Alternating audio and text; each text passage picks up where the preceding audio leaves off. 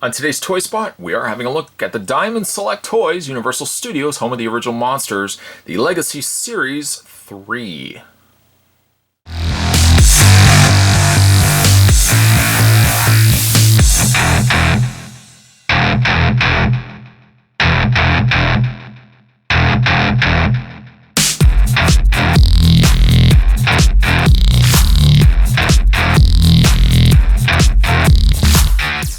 Included in this set, we have black and white versions of this Island Earth, the Phantom of the Opera, and the Invisible Man. Again, all figures that we've seen before in individual released colored versions. We now get them in really cool black and whites. And really, for a lot of these characters specifically, they're ideal for a black and white treatment.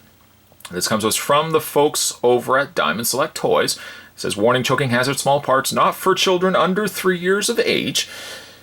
On the back section, the back of the package here, the back of the box, it says between 1923 and 1958, Universal Studios released over 60 different monster movies, all in black and white, introducing the world to some of the most iconic screen creations of all time. In honor of that legacy, the set presents 3 of the most famous Universal monsters in their original black and white appearances. And once again, the Phantom of the Opera, this Island Earth alien, and the Invisible Man. You can head over to Diamond Select Toys at www.diamondselecttoys.com. Check out their website. You can see some of the pieces that they're producing. Not only are they covering things such as the Marvel Select properties, but also fantastic Universal Studios monsters such as these here. Spot is going to take a break and get this completely opened up, and when we come back, we're going to get a better look at the Universal Studios Universal Monsters Legacy Series 3 box set. There's definitely more heading your way, guys. Don't go anywhere. Stay tuned. Of course, yes, Spot could easily have had these as a spooky spot, but really still I wanted to have a look at these at some point or another, and we're of course having a look at them today. You may have also have seen that I've reviewed at least 2 of the 3 figures already. The one that I didn't actually get a chance to pick up was this Island Earth. So really getting him included in this set for me is the bonus. But if you have been certainly collecting these, you probably will already have these in their colorized versions. Why don't we actually start the review with the figure, the character from this Island Earth. Really such a nice piece. And I think it does it better justice by getting them in the black and white treatment versus getting them in color. The color of this Island Earth creature here was a very vibrant color. I don't really remember. I think it was like a blue and red coloring. But seeing though in black and white, I think is a better way to have it presented. Despite the fact it is a very heavy character, if you can get the legs to stand just right, I mean, he still stands quite well. Some really nice detailing on the brain there as well, the shoulders, and just really a solid job. And to think, I mean, this is back in the day when you wouldn't have had CG or computer effects to go into post-production and create added features. I mean, a lot of this relied on practical effects.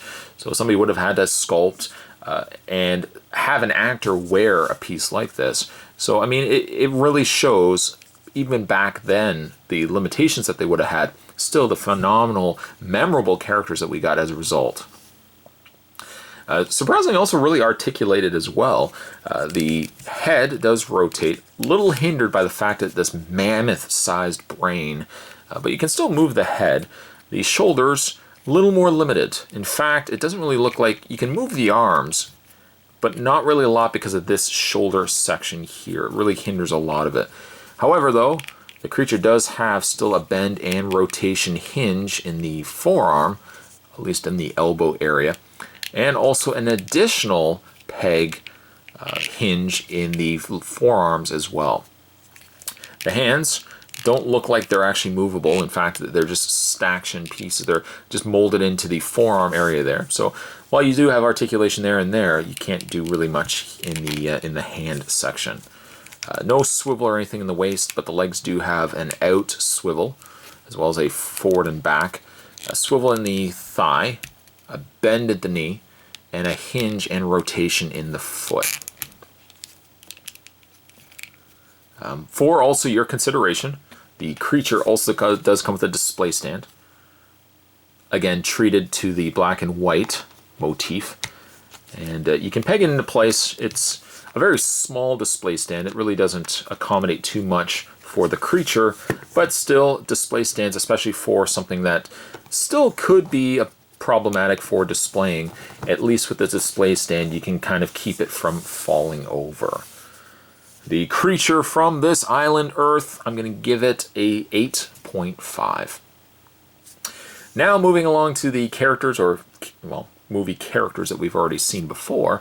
Let's first have a look, well, let's second have a look at the Invisible Man. And once again, Spot's already done a review of it. Unfortunately, I don't know where my original Invisible Man went to, that I could do a comparison, a side-by-side comparison for you. But again, getting it in this black and white treatment really does the figure justice. Not only are you getting something like, say, for example, a black jacket, but they've also overlaid a wash of a lighter gray to it, again, giving it the effect of an old black and white movie. Now, the one thing with the Invisible Man was he was very staction. I mean, aside from swivel in the waist and mostly just in the arms and the head, you really couldn't do too much with him, which again still was a fine looking piece. And I really think the icing on the cake, or at least in this case, the bandage on the head, I think the real draw is the sculpt in this head. It's a really nice looking piece. He does also come with, as far as I know, this is the Invisible Man, so he does come with also a cane. And he does also come with a display stand. Same display stand that he got before, just again in black and white with a little book and some extra bandages there.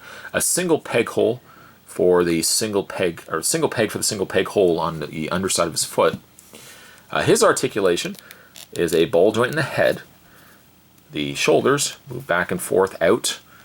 No elbow articulation or arm articulation, but he also has a swivel in the gloves, a little bit of a swivel, as I mentioned already, in the waist, and nothing really from the legs down. Really a phenomenal piece. Getting them in black and white definitely makes them much better.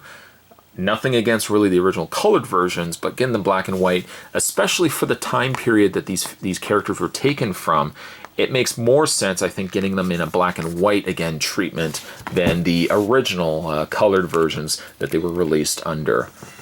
The Invisible Man, if I can get him just to properly, if I can get the creature back up and going here. The Invisible Man, I'm going to give him also an 8.5.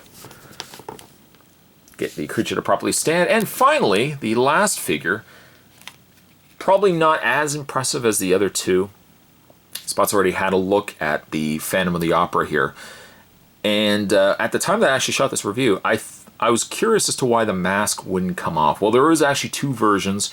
Luckily, you guys out there were able to tell me that there was actually a second version that had the unmasked face, which is what I would prefer as a Phantom of the Opera versus this mask that was on him. So it doesn't remove, it's just a sculpted in piece. But it's not bad. I wasn't super keen on the release, the figure that I got initially, just because the face wasn't so as iconic. But the inclusion of him, I kind of wish he had been the unmasked version rather than the masked version. He does still have this trench coat that can come off. It's got certainly a lot of clearance in the shoulder area here, and it kind of just flops. It doesn't really sit on very well. That's the only downside, because the holes are so large. But if you wanted to, you could take the arms out, which is probably what I will probably do. Just take this jacket completely off and just have him completely, well, displayed without him. Or if I get the unmasked version at any given point, I might actually keep this version with the jacket on and have the unmasked version without the jacket. That way there is a distinct difference between the two, because you really get a lot of phenomenal details in there that get so lost by having the jacket on.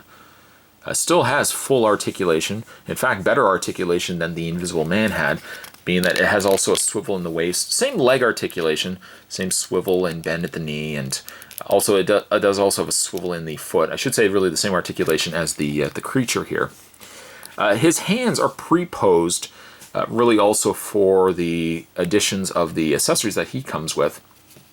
He does also have an interchangeable hand that you can unpeg to, but his other accessories include a violin, a bow, is that what they call it for a violin? A little bow there.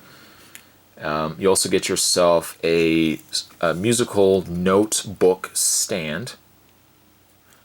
And lastly, you get a Don Juan Triumphant book, which is slightly bent, but it was actually sculpted as being a bent piece, and it just sits on top there. There is actually also a clip that you can take the violin and just dangle it on.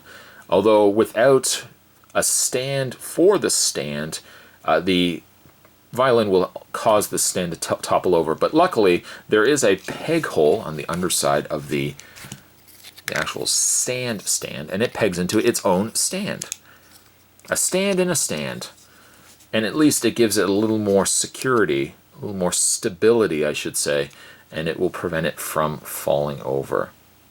So really, you can display it in a couple of different ways. You can either display the violin in his hand, or you can even just have it displayed that as you see right here. The Phantom also comes with his own display stand, which is exactly a larger, really just a larger version to the stand that is propping this up currently.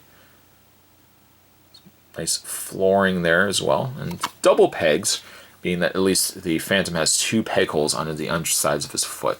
So we can get that and just peg him, I should say, into place. And sometimes getting the holes to line up, you might also find too, yeah, one hole looks like it's a little bit larger than the other. The Phantom personally is not really my favorite from this set. It's a little more of a disappointing figure, just because I would like the one without the mask. For me, whenever I think Phantom of the Opera, I think of the one without the mask. That's the iconic image for me. That this one is okay, but I think these two characters, these two figures, are the better ones of the three, and the Phantom might be the more disappointing of the lot. The one other thing I forgot to mention too is that the Invisible Man, just in case you guys were going to ask me this, the Invisible Man also does come with a hat, which I believe is his hat. No, maybe it is the Phantom's hat. He does also come with a hat as well. I thought it was actually for the Invisible Man, but it looks like it's for the Phantom. The Phantom of the Opera, I'm only going to really give 6.5. It's really nothing against the design of the figure, the design of the character, because really he is based on the way he looks in the movie. I just prefer him without the mask. That's my preference. I prefer him without the mask. Today's Toy Spot, we're having a look at the Diamond Select Toys, the Universal Studios home of the original monsters. We're having a look today at the Legacy Collection. I believe it was Legacy Collection 3. And we're having a look at the characters from the Phantom of the Opera, This Island Earth, and the Invisible Man. If you've been lucky enough to actually watch any of these movies, guys, I definitely think this would be a set ideal for you, especially getting them in black and whites. The black and white is definitely the way that you want to present these figures. Stay tuned, guys. Spot's going to have more Toy Spots heading your way. Of course, thanks for watching as you always do. I'll see you guys next time.